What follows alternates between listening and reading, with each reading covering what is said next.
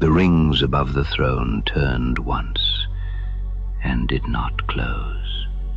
Othar of Oath-Kaldor was a crosser of realms.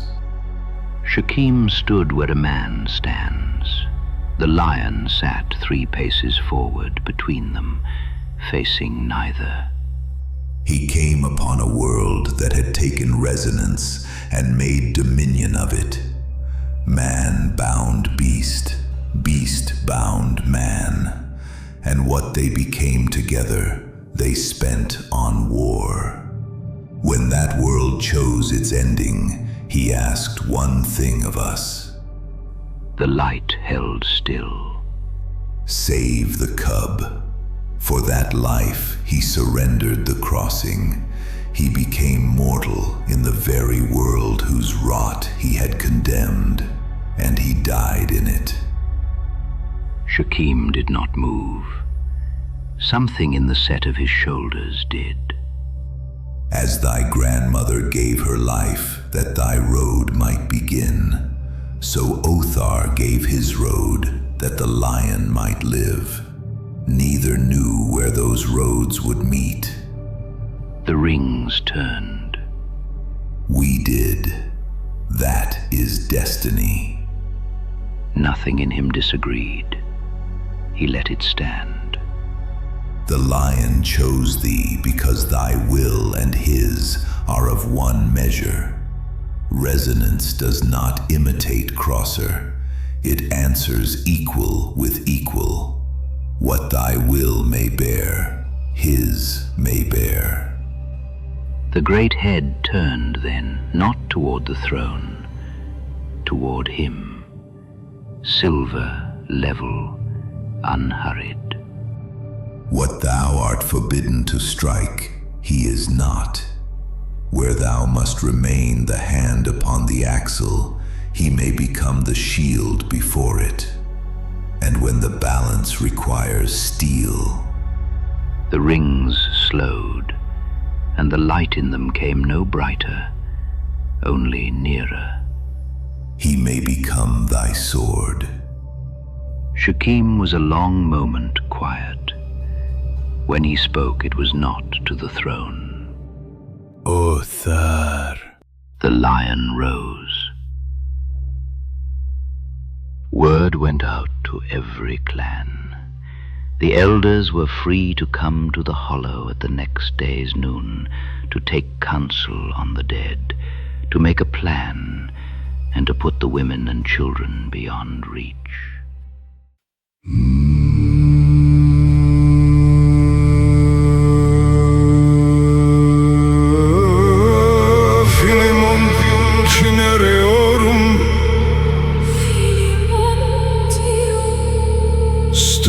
Atlantidum Statra facta ferro Blood calls to blood Surgit Cimmerius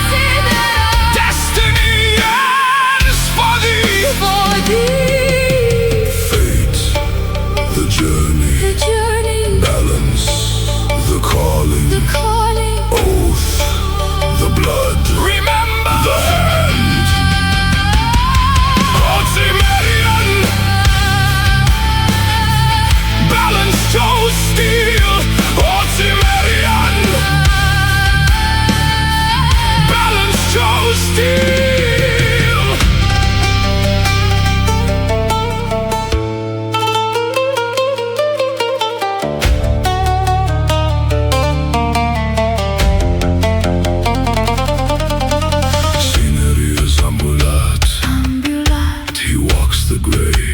The gray. Not the night. Not tonight. Not the day. Not the day. Fate the road. Destiny the hour.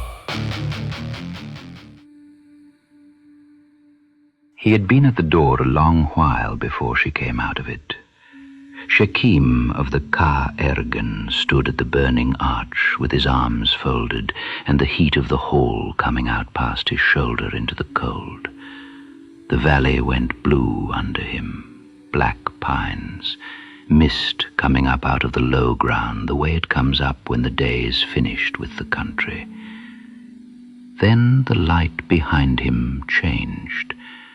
She came down out of the arch and stopped 3 steps above him, and the wind found her hair and moved it the way it moves smoke.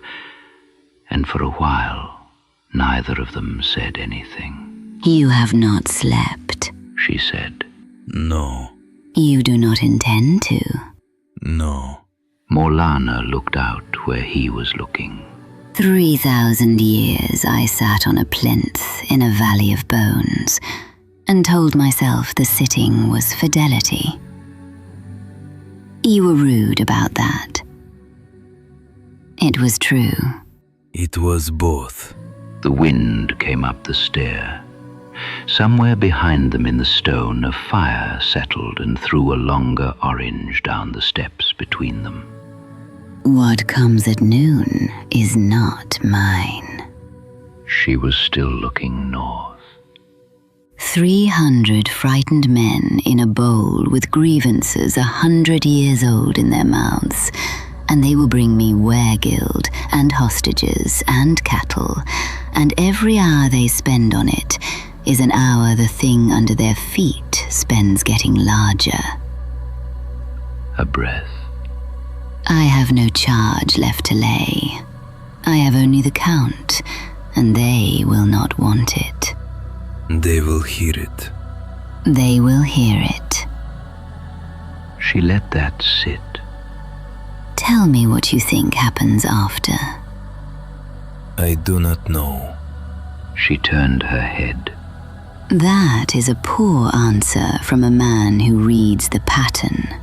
Shekim did not answer. He did not shift his weight. He did not fold his arms tighter. He did not do any of the small things a man does when he is looking for the shape of a lie, because he was not looking for one. He simply did not speak.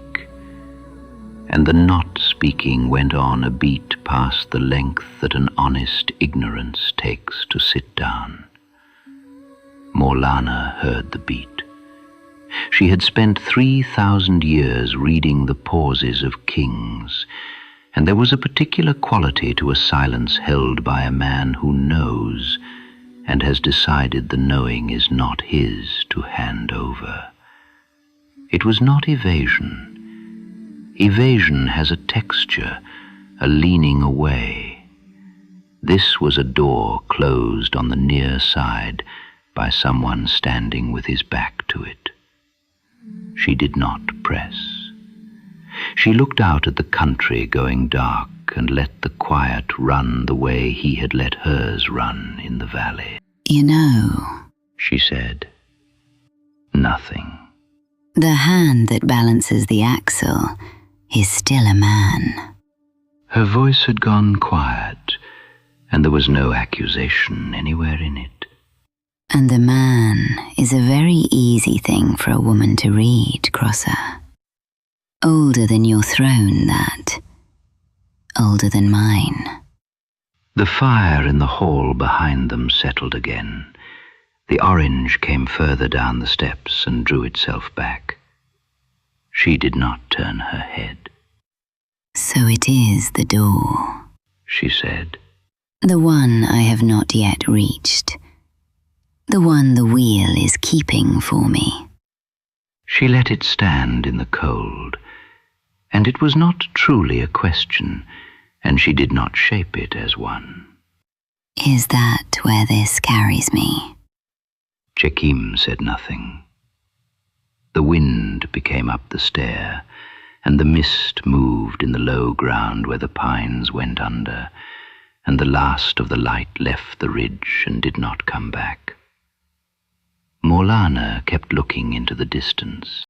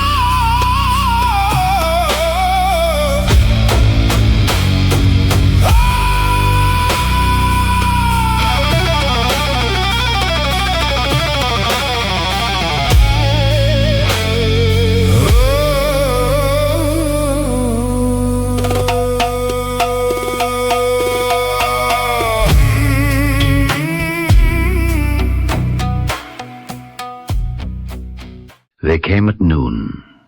Conan, Chekim, Morlana, Yasmela, Zunara, Brak, Vara.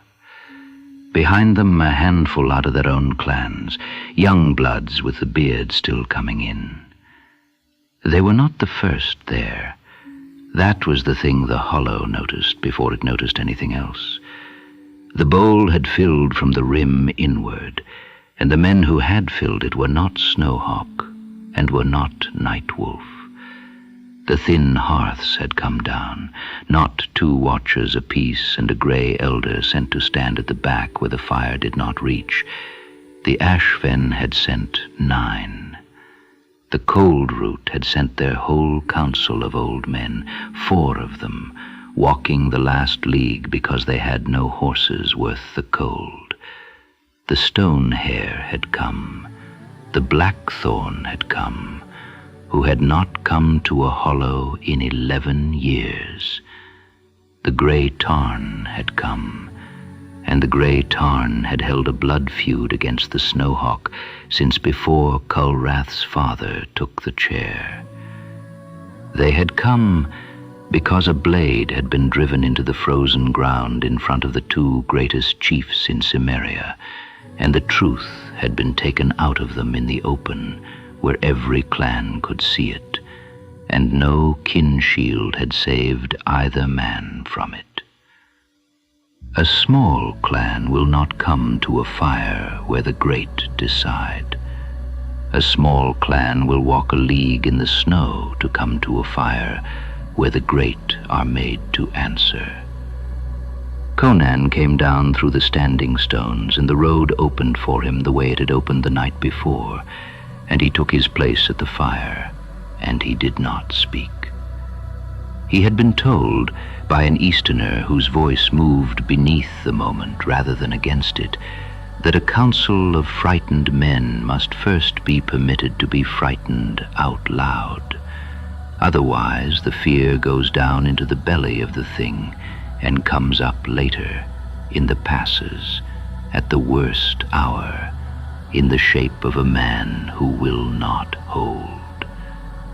So he let them speak.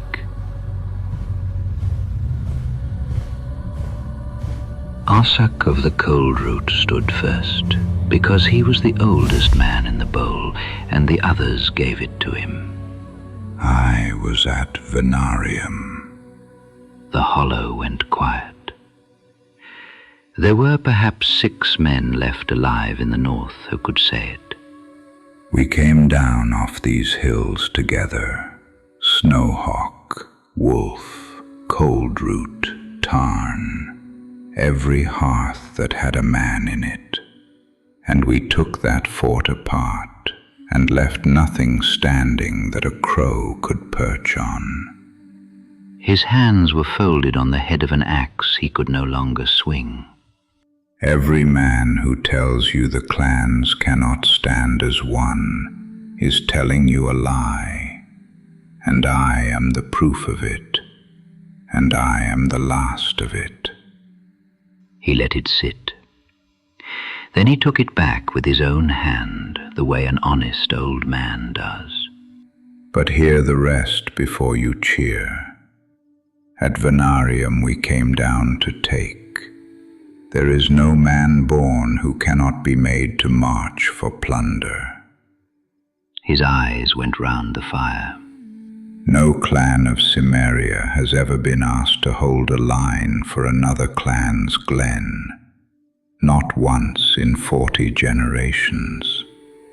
What is being asked here has never been asked, and I would have the young know it before they answer easy. Tiala of the Ashfen did not stand.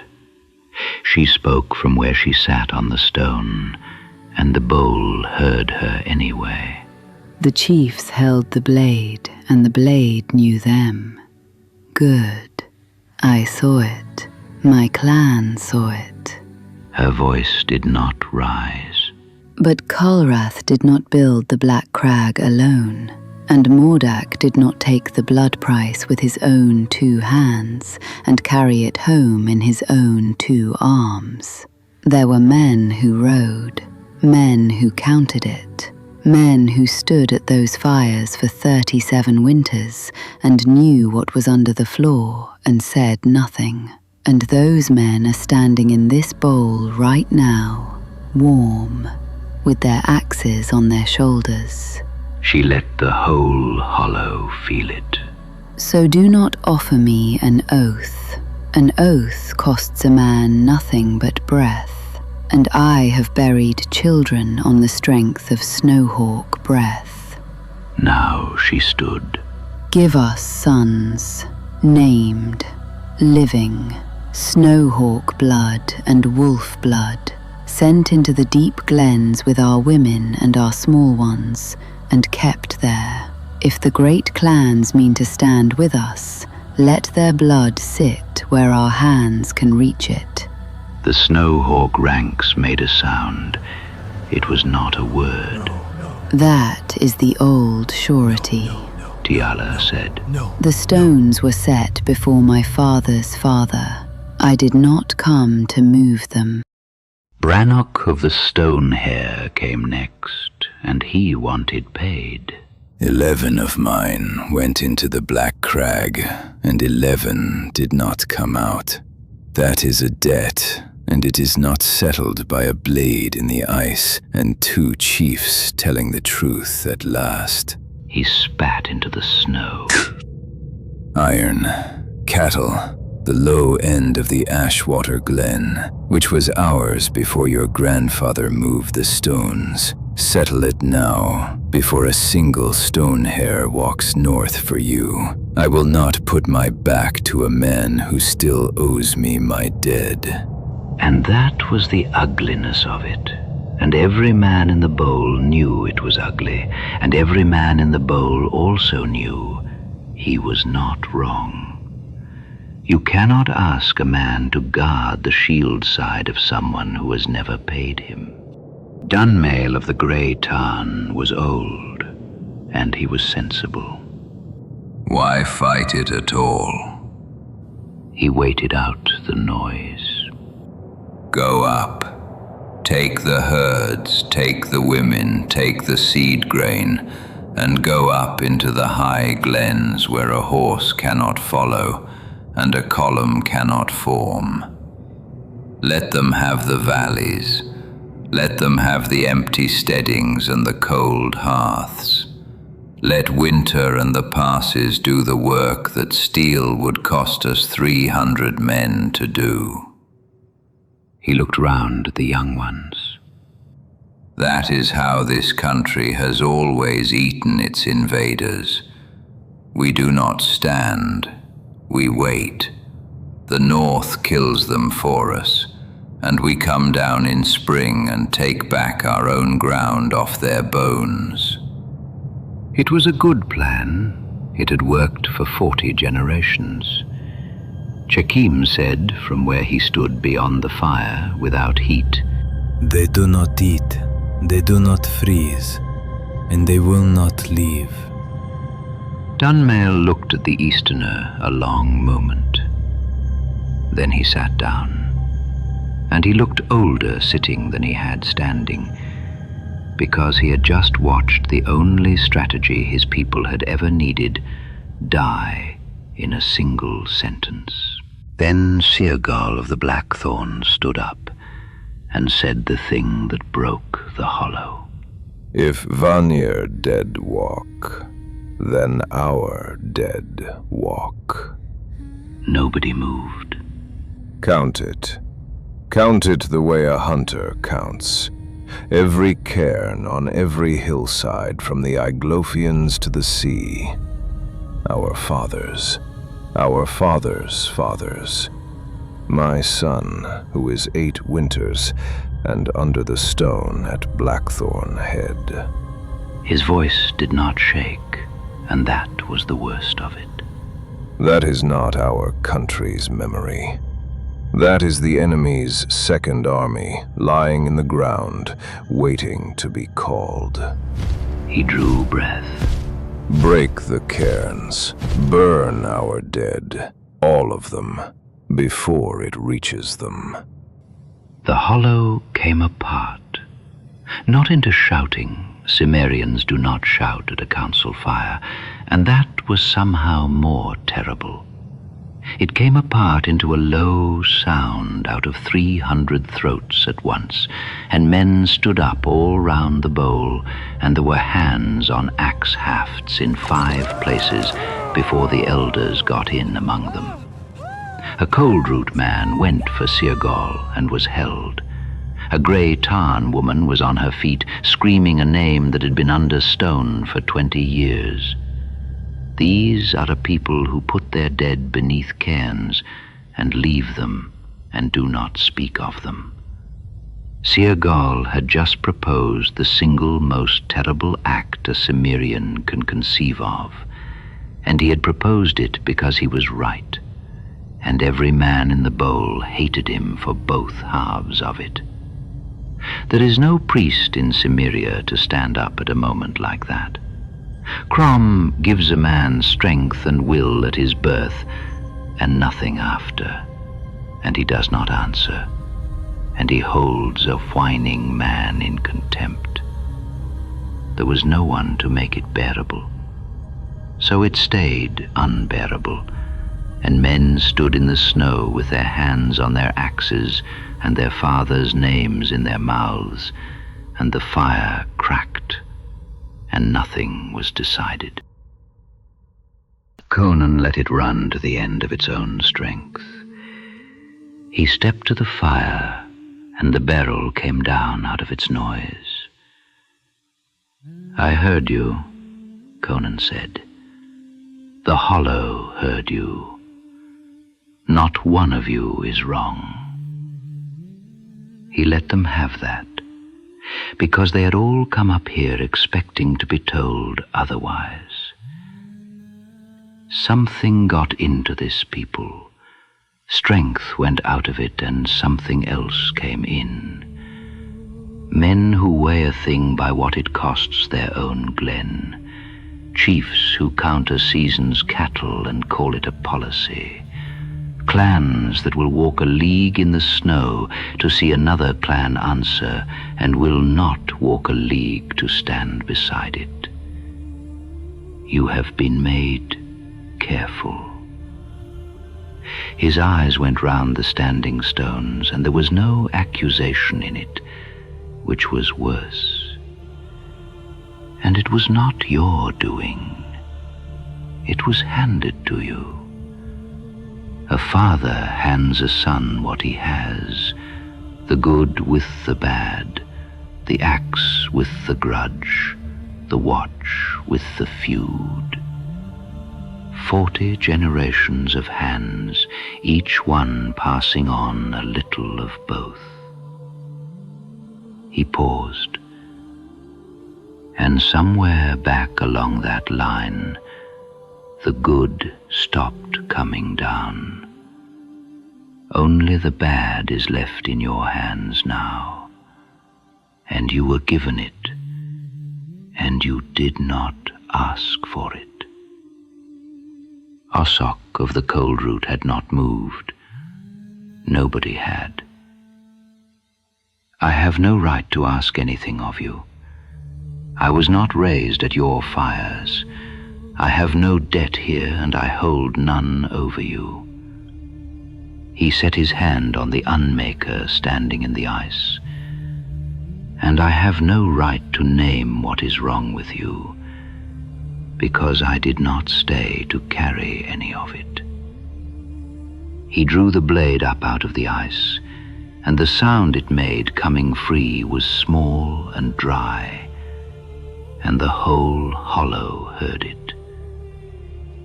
But none of it matters to what arrives. It does not care which of you was wronged. It does not care whose grandfather set the stones in the Ashwater Glen. It is coming, and it will take the careful man and the brave one in the same hour, and it will not weigh either of them. The scream came up out of the valley. Then the mist opened. 2 figures came up out of the white, running the way people run when running is the last thing left to them. The woman was in front, black hair blown flat behind her, the clan mark smeared in soot across her eyes, one fist closed on nothing, her mouth open on a throat that had already screamed itself curl.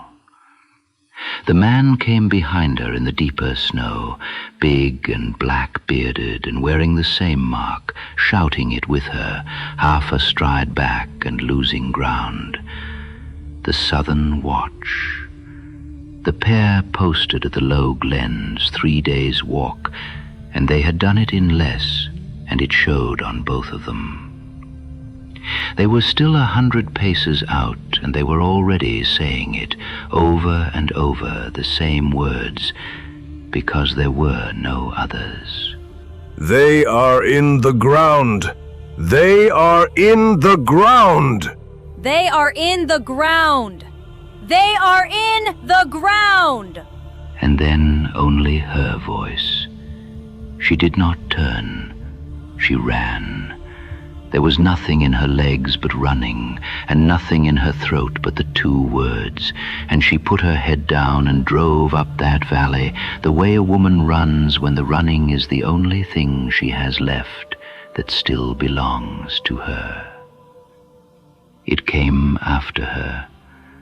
It came out of the broken ice with the arm still in its teeth, and it did not hurry, and that was the worst of it, because it changed as it came, the round mouth drawing itself forward into a long jaw, limbs unfolding out of the pale mass that had not been there a moment before, a great gray claw swinging out through the blown snow, and none of it slowed the thing down by so much as a stride. It was remaking itself into whatever would catch her, and catching her was not in doubt. She ran 300 paces with that at her shoulder. Then the claw closed on her and took her off the ground mid-stride, the way a hawk takes a hare out of a field, and her legs were still running when they came off the snow. She was still screaming when it lifted her. Then it rose, up and up on a trunk of braided coils out of the churned red snow, until it stood over the valley with the mountain walls small on either side of it, and the woman of the Ashfen held out at arm's length against the white sky. And 300 Cimmerians in the hollow above stood and watched it eat her. Then it did not go back down. It stayed. It lifted, and the crown of it turned, and the eyes came round, clusters of them, running back over the pale root mass where a face should have sat, and they fixed on the hollow, on 300 Cimmerians standing in a bowl with iron in their hands that they had carried up here for 11 dead in the black crag, for a glen boundary, for a hostage, for a grievance 100 years old. It looked at them the way hunger looks. It looked at them the way a thing looks that does not need to hurry. Morlana was laughing, not loudly and not at anyone, and it was the only sound of its kind that had been made in that bowl all day. Clever, she said. Oh, that is clever, Cimmerian. Do you see it? It did not send that ahead by accident, and it did not send it early. All of you in one place, all of you in one bowl, with your axes turned on each other. It would not waste that. It has a mind, and the thing riding the mind has an older one, and neither of them was going to let this hour go by. She turned and looked north, and past north, and down. And that is why there is no column on your snow. They are not coming over your country, they are coming under it, through the belly of these mountains, through ways no man of yours has ever set a foot in, where the things that were here before your grandfathers are still turning over in the dark. Her voice had real pleasure in it. They are down there now, all of them, walking through the writhing.